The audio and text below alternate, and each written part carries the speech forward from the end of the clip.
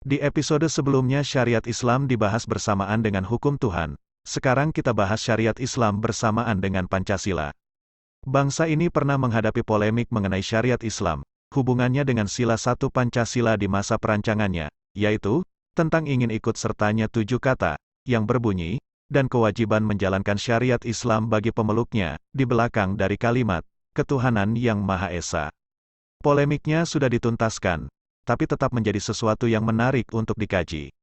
Apakah ada yang salah dengan ide syariat Islam jika masuk ke dalam sila 1 Pancasila? Mari kita amati.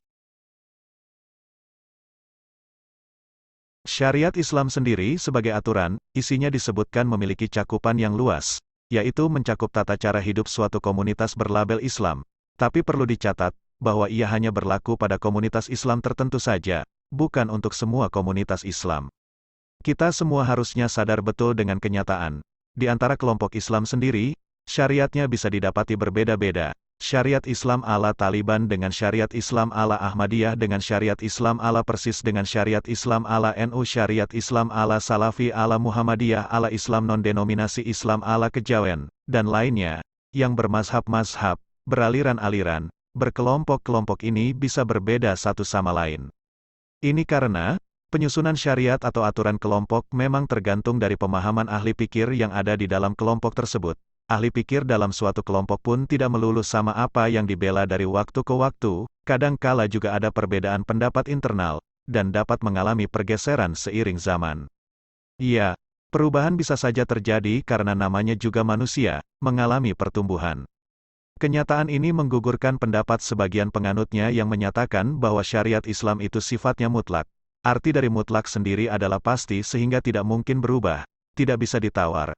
Tapi kenyataannya, syariat Islam bisa dikritik dan direvisi. Sebagaimana Arab Saudi yang mengaku sebagai negara yang menggunakan syariat Islam, mulai membuka diri terhadap isu HAM dan mulai melonggarkan aturan mereka terhadap perempuan. Ini salah satu bukti, bahwa syariat Islam itu tidak mutlak, bisa disesuaikan tergantung dari siapa yang memiliki kuasa dan pengaruh di dalam lingkaran komunitas tersebut, serta kebutuhan yang dihadapi.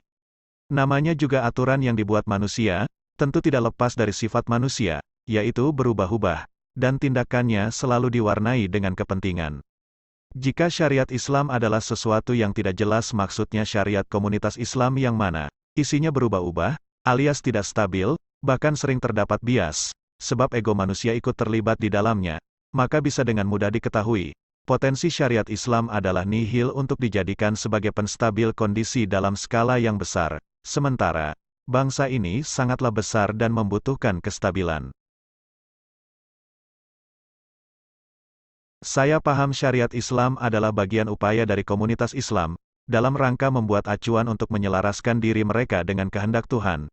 Tidak ada masalah selama penganutnya sadar, kebenaran di dunia bukan hanya dia yang punya, semua komunitas memiliki kebenarannya masing-masing, begitu juga dengan individu manusia.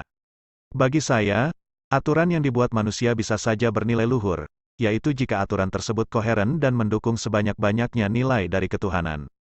Dan aturan bisa rendah nilainya, adalah apabila aturan tersebut kontraproduktif terhadap nilai-nilai ketuhanan.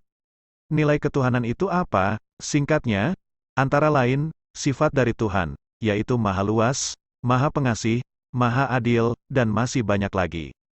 Jika sesuatu yang maha luas, hendak disempitkan, keragaman hendak diseragamkan lewat pemaksaan. Jika sesuatu yang maha pengasih, hendak diperumit, yang harusnya memerdekakan, melegakan hendak dibuat syarat-syarat detailnya hingga ruwet dan menjadi beban. Jika sesuatu yang maha adil, hendak dibuat pembedaan, sehingga ada sekelompok yang mengaku lebih istimewa daripada yang lain. Rasa eksklusif. Maka yang mempersempit, memperumit, membeda-bedakan itu, apa namanya? Yang jelas Tuhan tidak begitu. Amati bagaimana gaya Tuhan berkarya, merawat, dan membimbing ciptaannya. Sehingga, sila 1 Pancasila, yang berbunyi ketuhanan yang Maha Esa, jauh lebih luhur posisinya daripada syariat Islam. Semoga pemirsa bisa menangkap, mengenai acuan yang saya gunakan dalam menilai kedua aturan yang kita bicarakan ini. Acuan saya adalah, pada tingkat koherensinya dengan nilai ketuhanan. Ya, saya letakkan Tuhan di atas segalanya, tidak layak bagi syariat Islam untuk turut serta di dalam Pancasila.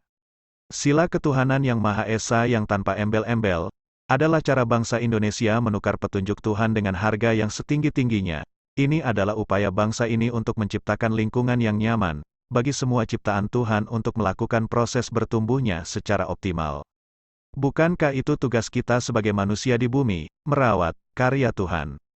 Sikap yang paling bijaksana adalah jangan mengganggu payung agung sila pertama, ketuhanan yang Maha Esa.